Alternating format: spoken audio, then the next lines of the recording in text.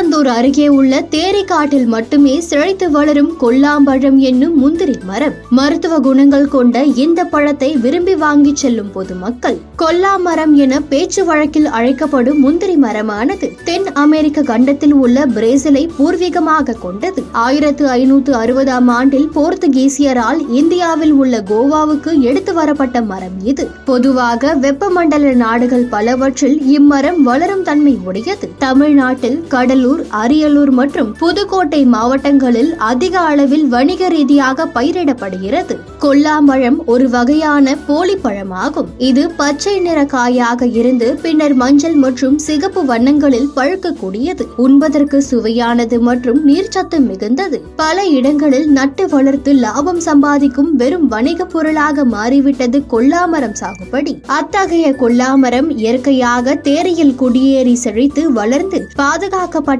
வனப்பகுதியில் இருந்தாலும் பாதுகாப்பற்ற முறையில் அழிந்து வரும் இடமாக உள்ளது தேரி குடியிருப்பு என்ற கிராமத்தில் தான். தூத்துக்குடி மாவட்டம் திருச்செந்தூரில் இருந்து 15 கிலோமீட்டர் தொலைவில் அமைந்துள்ளது தேரி குடியிருப்பு கிராமம். கொல்லாமரத்தின் பூ காய்க்க ஆரம்பித்தவுடன் முதலில் முந்திக் கொண்டு வருவது அதன் விதையாகும். இவ்விதை பச்சையாக இருக்கும் போது அண்டி என அழைக்கின்றனர். அதன் பிறகு அண்டிக்கும் காம்புக்கும் இடையில் கொல்லாமழம் உருவாகிறது. தலைகீழாக தொங்கும் வௌவாலை போல காற்றினால் அழகாக அசைந்தாடும் கொல்லாம்பழத்தை பார்க்க அழகு என்றே சொல்லலாம். முதலில் பச்சை நிற காயாக இருந்து பின்னர் மஞ்சள் மற்றும் சிகப்பு வண்ணங்களில் பழமாய் கிடைக்கிறது கொல்லாம்பழம். மஞ்சள் நிற கொல்லாம்பழங்கள் காய்க்கும் மரங்கள் எண்ணிக்கையில் அதிகமாக தேரி பகுதியில் உள்ளது. ஒரு மஞ்சள் நிற பழத்தை பிழிந்தால் 1 டம்ளர் சாறு கிடைக்கும் அளவிற்கு பெரியது இம்மஞ்சள் நிற பழங்கள். எண்ணிக்கையில் குறைவாக இருந்தாலும் கோடையை தாக்குப்பிடித்து வளரும் சிகப்பு பழ காய்க்கும் மரங்கள் அதீத சுவை கொண்ட கொல்லாம்பழங்களை தருகிறது.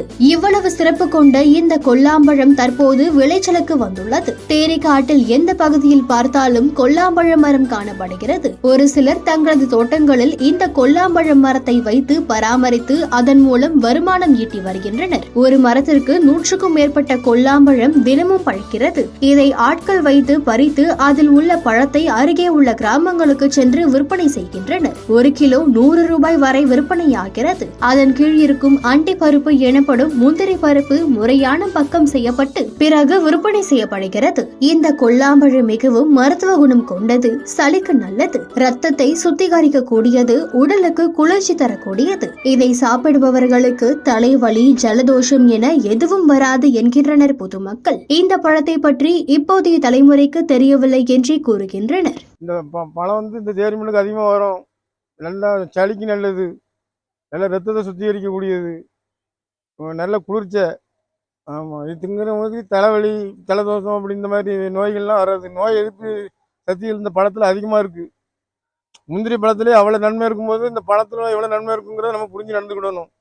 இந்த முந்திரி பழம் அது ஒரு 7-8 கலரில் இந்த பழம் காய்க்குது. இப்போ உள்ள பிள்ளைங்களுக்கு இதோட அருமை தெரியல. வயசானவங்களுக்கு தான் இந்த பழத்தோட அருமை தெரியுது. நிறைய பேர் வயசானவங்க தான் வாங்குறாங்க. ஆனால் இது யாருனாலும் பிறந்த குழந்தைக்கு கூட இந்த சாறை எடுத்து கொடுக்கலாம். சளியெல்லாம் எடுத்துரும். இது பத்தியம் கிடையாது. யார் வேணாலும் வயசானவங்க, குழந்தைங்க எல்லாருமே இந்த பழங்களை சாப்பிடலாம். ரொம்ப நன்மையானது.